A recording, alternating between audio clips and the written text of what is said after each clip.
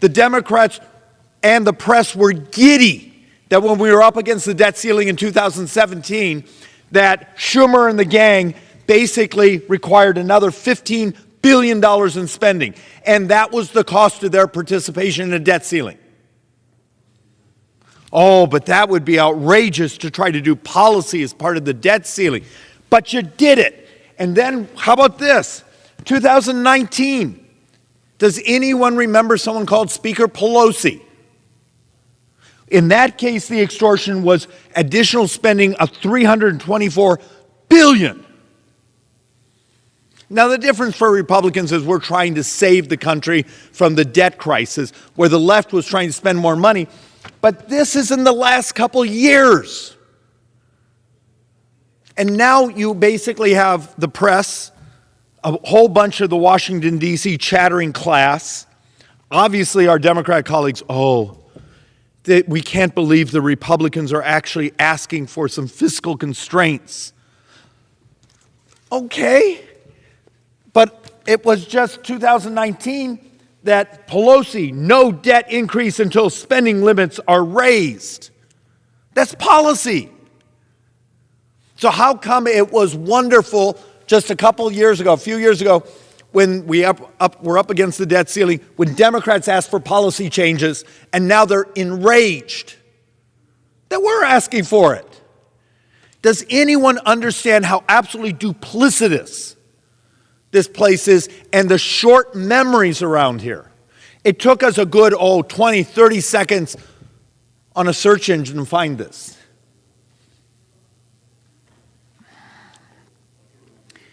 If you're going to hold us to a standard, hold us to the very ones you on the left live by.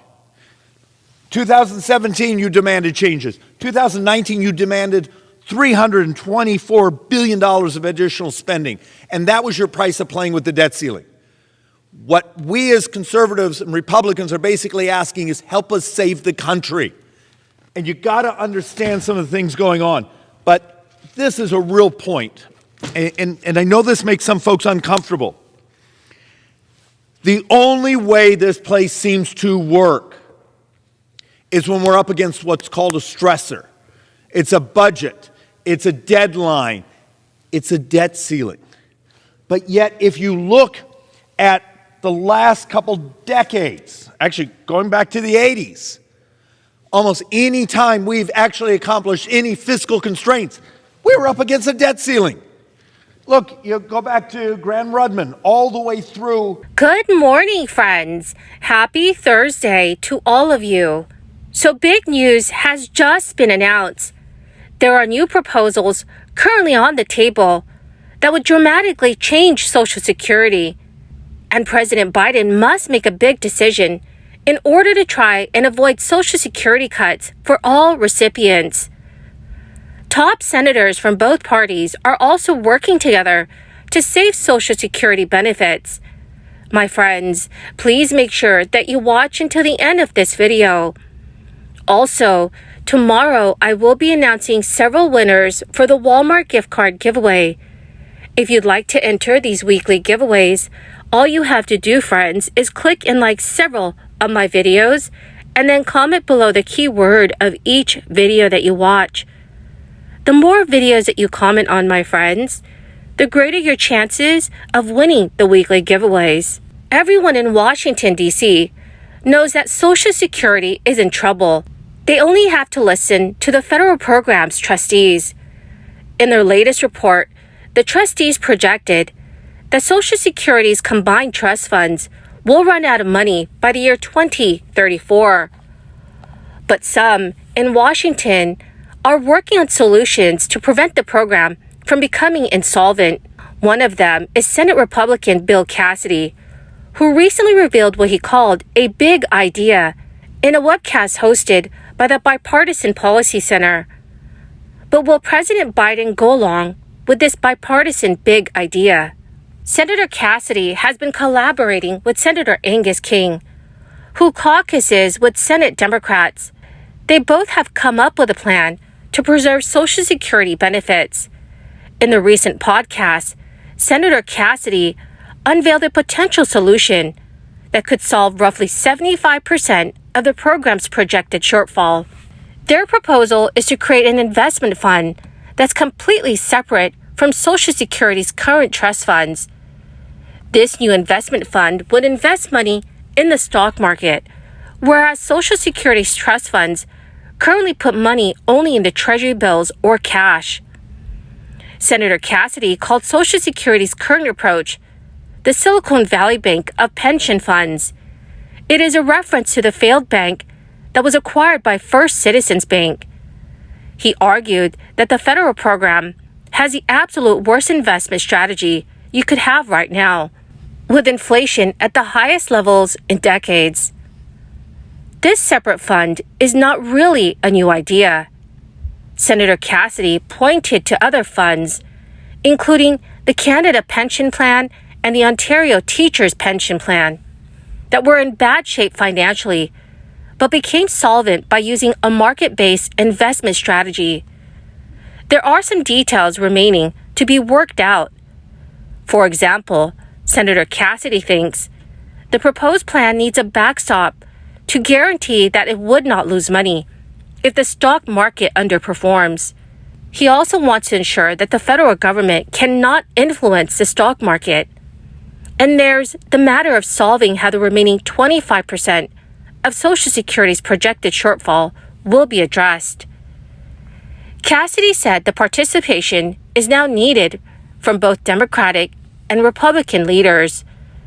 He wants leading presidential candidates to step to the plate. On the Democratic side, that person is Joe Biden. So far, President Biden has not commented publicly on the plan developed by Senator Cassidy and Senator Angus King. Neither has he put forward his own plan to preserve Social Security benefits since he became president. However, a separate market-oriented investment fund does not align with Biden's Social Security proposals made when he was running for president in 2020. Back then, the biggest change that Biden pushed for was to raise a cap for the payroll tax that helps fund Social Security to $400,000. This proposal appears to have the support of many Americans, but it would reduce Social Security's projected shortfall by only 61%. And this is based on an analysis by the University of Maryland's program for public consultation.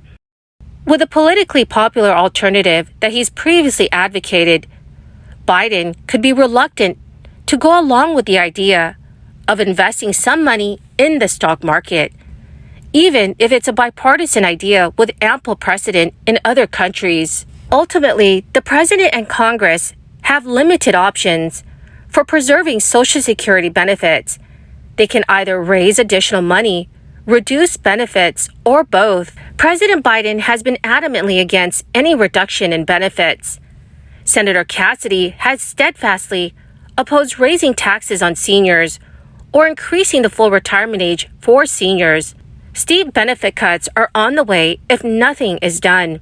And because of this, Americans who have not retired yet should save as much as they can in retirement accounts, such as IRAs and 401k plans. However, it seems unlikely that no action will be taken. It is possible that some version of the president's proposal to increase the payroll tax cap could pick up bipartisan support. Perhaps the idea of raising the full retirement age gradually for future retirees could win enough votes to pass in Congress. Senator Cassidy stated in the Bipartisan Policy Center podcast that's going to take a give and take on both sides. On that point, most politicians in D.C. would probably agree. Well, my marvelous and most magnificent friends, that is the end of my daily stimulus update video for this Thursday. Thank you, dear friends, for being here and for being part of this community. To say thank you and to show my appreciation, I will be announcing several winners this coming Friday for the Walmart gift card giveaway. If you would like to enter these weekly giveaway, friends, all you have to do is click and like several of my videos and then comment below the keyword of each video that you watch. My dearest friends, the more videos that you watch and then comment on, the greater your chances of winning the giveaways. Thank you and have a wonderful and very blessed week.